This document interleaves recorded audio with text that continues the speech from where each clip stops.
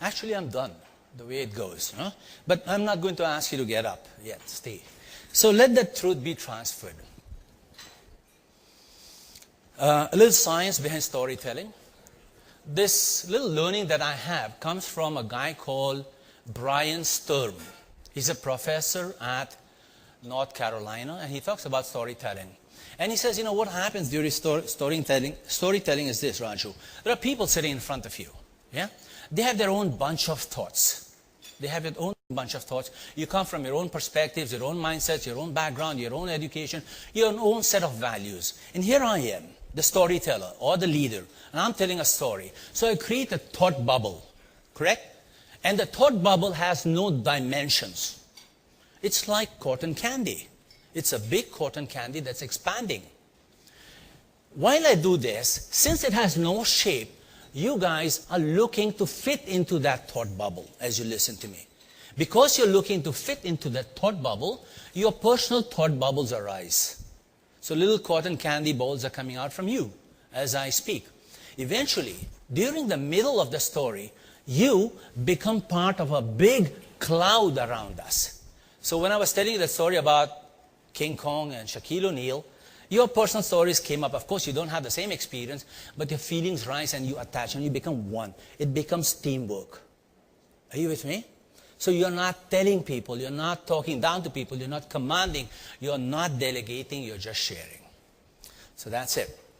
Now, just to highlight what I've just said, I want to share some of the stories that all Filipinos, me too, including myself, because I've been here for 30 years, so I know how it feels to be a Filipino.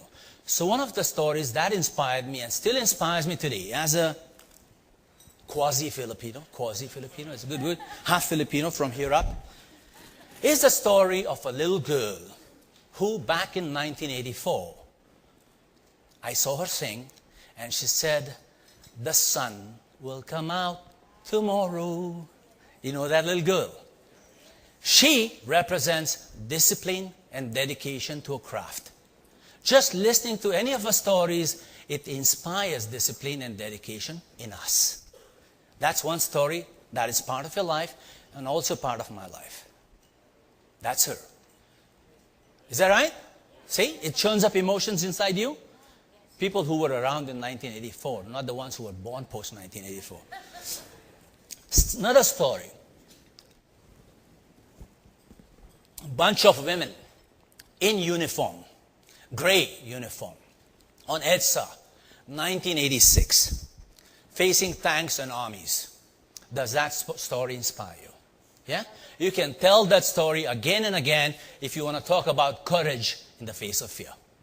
Yeah? That's a great example. There we are. 1986. I wasn't here. I'd flown to Panama just for that week. I missed the action. I was here before and after, but that particular week of February, I was gone. One more story which constantly inspires me today. I mean, I live up to be like this person who still lives and walks this beautiful land of the Philippines. He wears sandals and he goes around the world building homes for the poor and the homeless. Isn't he a great story? Yeah?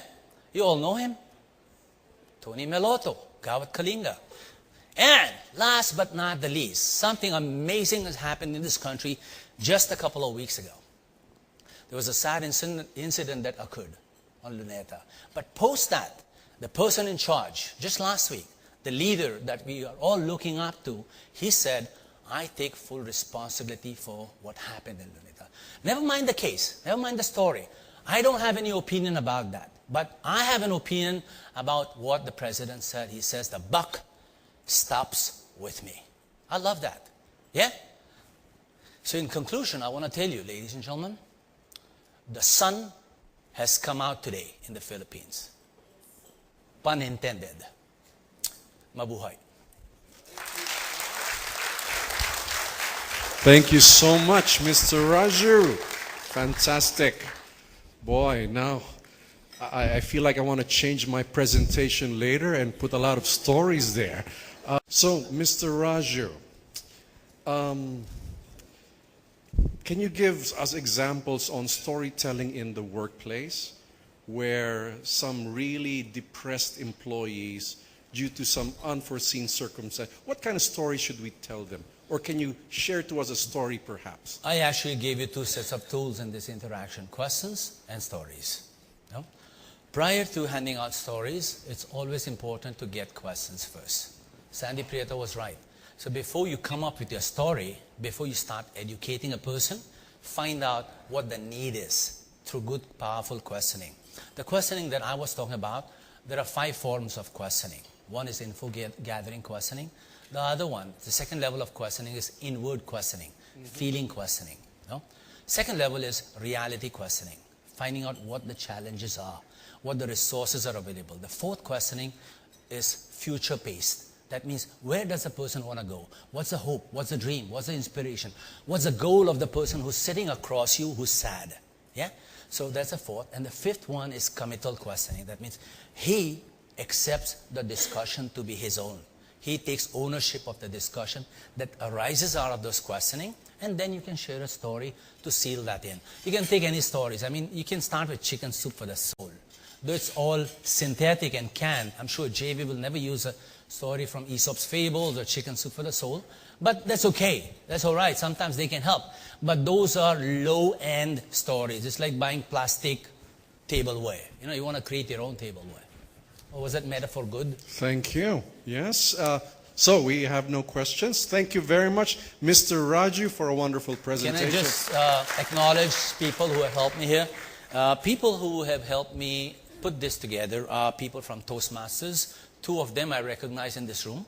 Rena sitting here, and there's one sitting right there. The other group of people which I want to acknowledge very much is a group who practice the method of appreciative inquiry, and Agnes is part of that group. Storytelling and questioning, the way I practice, the way I live it, comes from that concept, and I just want to thank those people. So, salamat. Pinoy sila lahat. Thank you very much. Let's give another hand for Mr. Raju. Let's give another hand for Mr. Raju.